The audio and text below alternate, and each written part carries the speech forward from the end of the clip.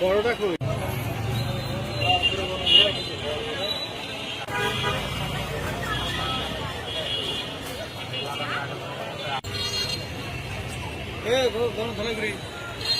যারা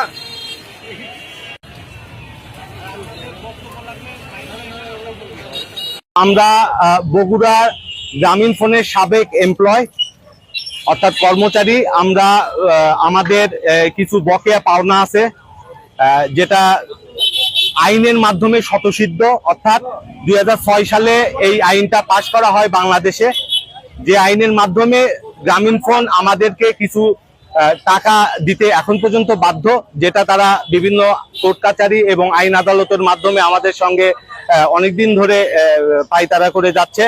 তারই ফলশ্রুতি অনুযায়ী সারা দেশব্যাপী আমাদের এই প্রাক্তন কর্মচারীদের আন্দোলন বিদ্যমান। তারই ধারাবাহিকতায় আমরা বগুড়ায় আজকে নিয়ে 4 নম্বর মানববন্ধনে আবদ্ধ হয়েছি। আমাদের চাওয়া এবং পার হেড আমাদের যে ক্যালকুলেশন রয়েছে, ওয়ার্ল্ড রিকগনাইজ যে ক্যালকুলেশন অনুযায়ী আমাদের প্রত্যেকের পাওনা 33,147 কোটি টাকা পার হেড। তো আমরা বেনিফিশিয়ারি হচ্ছে 4,000-এর মতো। আর এই মুহূর্তে আমি বলতে চাই, গ্রামীণ ফোন বর্তমানে সিইও আজমান সাহেব এবং আমাদের ইউনিয়ন লিডার যিনি আছেন ফজলু সাহেবকে বলতে চাই যে আর সময় ক্ষেপণ না করে আমাদের পাওনা আদায় যেন তারা খুব দ্রুত আমাদের সঙ্গে বৈঠকের মাধ্যমে দিয়ে দেয়, এবং আমাদের যে এই দুর্বিষহ অবস্থা তার জন্য তারা দায়ী থাকবে। এবং আমাদের অনেক কর্মচারী বর্তমানে মারা গেছে এবং অনেকে রোগ বালাই নিয়ে বেঁচে আছে, তাদের টাকার প্রয়োজন। আর এইটা কোনো উদ্ভট কোনো অ্যামাউন্ট না, বিকজ অফ আমরা এটা আমাদের পাওনা। তো পাওনাদারের কাছে আমরা একটা মৌন সম্মতি জ্ঞাপন করে আমরা সারা দেশব্যাপী এই আন্দোলন চলতেছে। আজকে ঢাকা প্রেস ক্লাবের সামনে আমাদের আন্দোলন চলমান, সেখানে সেন্ট্রাল টিমের আন্দোলন চলতেছে, এবং এরই ধারাবাহিকতায় বরিশাল, রাজশাহী, খুলনা, ময়মনসিংহ এবং বগুড়া সবগুলো রিজনে আমাদের আন্দোলন বিদ্যমান।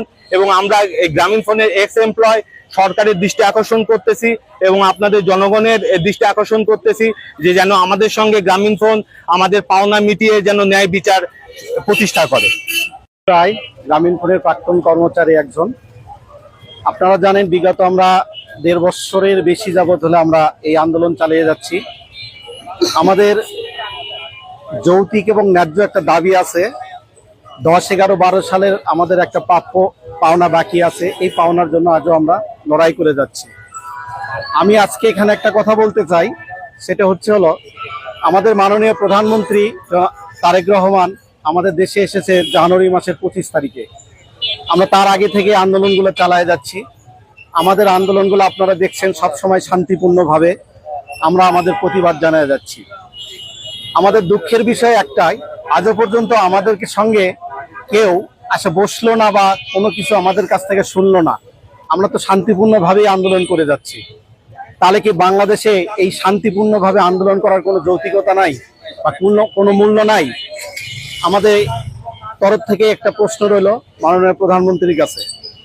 আর সবার প্রতি উদাহরণ থাকবে, কোম্পানি যেন আমাদের ন্যায্য যে পাওনাটা আছে 75 আমাদেরকে বুঝায় দেয়। এটা শুধু আমি উপকৃত হব না, এই পাওনার সঙ্গে জড়িত আছে আমার দেশের অনেক বড় একটা অংশ, আমার অর্থের অনেক বড় একটা অংশ পাবে আমার দেশ। ধন্যবাদ। জানেন যে গ্রামীণ ফোনের কাছে আমাদের দীর্ঘ 16 বছরের একটা পাওনা আছে, যেটা 2010, 11, 12 সালের প্রফিট শেয়ারের একটা টাকা। সেই টাকাটা আজকে বেড়ে প্রত্যেক এমপ্লয়ি 33,147 কোটি টাকা হয়েছে। এই টাকাটা আমরা গ্রামীণ ফোনের কাছে দীর্ঘ 18 মাস ধরে আন্দোলন করছি এই টাকাটার জন্য। এই টাকাটা এখন পর্যন্ত গ্রামীণ ফোন আমাদেরকে দিচ্ছে না।